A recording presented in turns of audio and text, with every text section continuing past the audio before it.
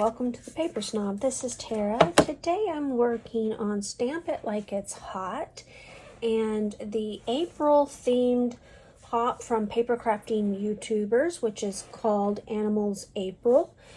So I am going to be using a kit from Hip Kit to complete this layout. It is their collection called It's a New Day. I believe this is the September 2023 kit.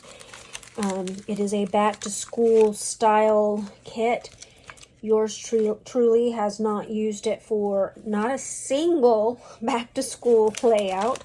And I'm down to just a couple sheets of pattern paper and scraps left. So I pulled in this bright yellow houndstooth pattern paper, and then I have all of the branding strips from the kit that I have just been compiling as I use things, plus a piece of cardstock which I have adhered my photo of the dog to, and then some just bits and pieces from this kit that I want to put on this layout. So I'm going to go ahead and pause.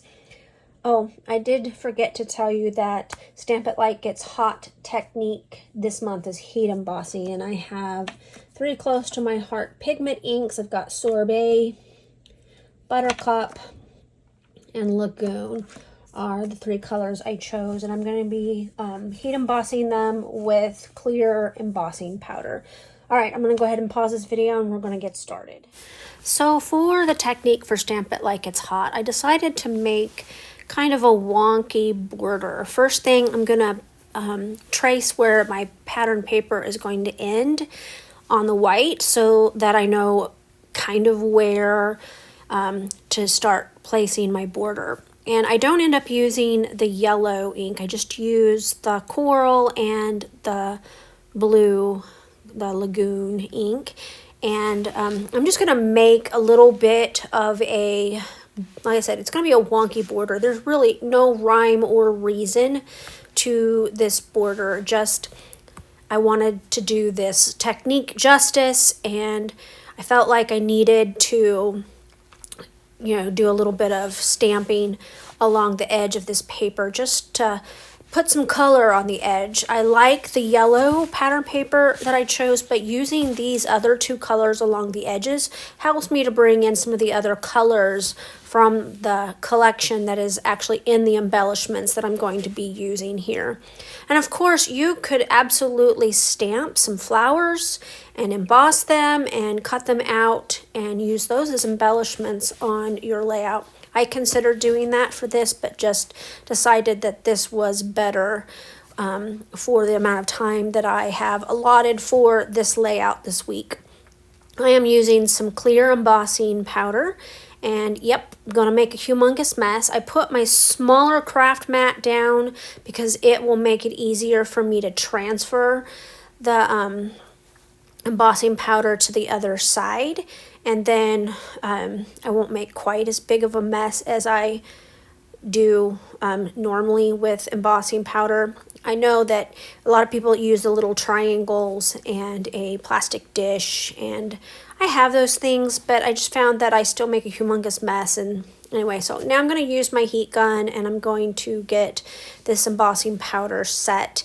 It doesn't take long to do this. My heat gun is pretty hot, and I love watching the embossing powder melt, and it just that beautiful shiny goodness that it leaves behind on a project. So I'm going to do both sides, and then we'll start building the rest of this layout here in a minute.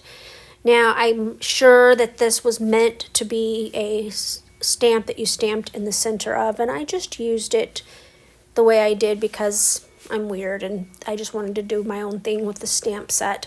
I had not used this print shop stamp set yet, so this was kind of a fun way to open it up and just play with it a little bit, and then we can just get moving along here.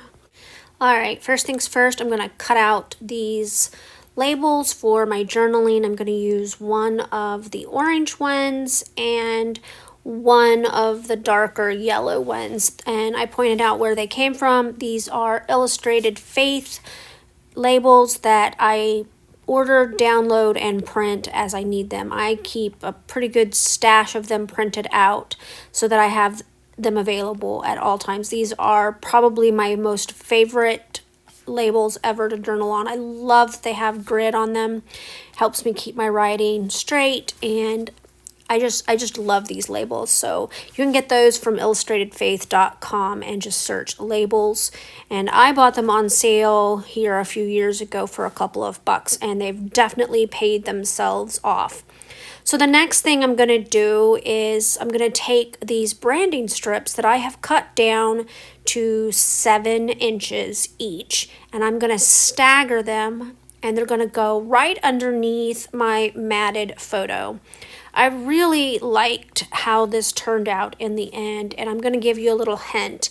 When I get done gluing this down and deciding what embellishments are going to go where, etc., I'm going to cut off the camera, and then I'm going to hand stitch on this layout, and you'll see that at the end of the video. So I believe there are 7 of these branding strips. Maybe there's 8. Yes, I think there's 8, because I know that I started and ended with an orange one.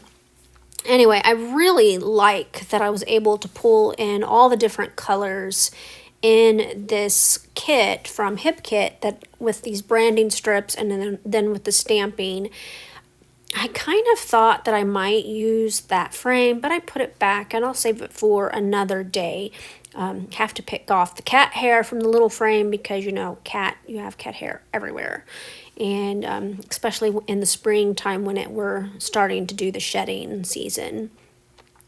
I know that the puppy looks sad. He is not sad. I think he is just worn out from watching the children open up Christmas presents all day. This photo was taken on Christmas Day in 2015. This is the last layout for 2015, guys. Finally finished it. So I used the frame as kind of an anchor point for both my title and a couple of embellishments. These little hearts that I'm using came from Bella Boulevard, and they are cut on corrugated paper. I love the texture that they give, and I've chosen to use 4 of those. I'm going to bring in a couple little phrases from this kit. And again, this kit is a back-to-school style kit, and so I'm kind of finding it hard to use some of the phrases because they don't go with... we homeschooled, so getting up in the morning super early and rushing out the door kind of thing, it was not something that we ever worried about. And so some of the things that talk about that on there don't apply, and I may have to pass those types of phrases on to a friend because they just don't work with, what I have to scrapbook. Anyway, so I'm just kind of picking through things, trying to make decisions. I didn't want to use that flower. I put it back. The embellishments in this kit are just gorgeous. And I think, I'm basically going to be done with this. I'm moving around the little puffy hearts. Those puffy hearts are so cute. And that's it. Okay, I got my layout completely done. I glued everything down, and then I decided while I was gluing things down that I needed to stitch. So I stitched a border at the top and the bottom in a orange that is about the same color as the orange in the pattern paper. And then in the stripes, I used a pink that's about the same color as that pink. And I like how this turned out. I want to thank you so much for coming to my channel today. Make sure that you check that playlist below. Anybody who is participating in Stamp It Like It's Hot, their video will be linked in the playlist. That playlist is for 2024, so you'll be able to catch all of the videos that have been produced for this hop each month.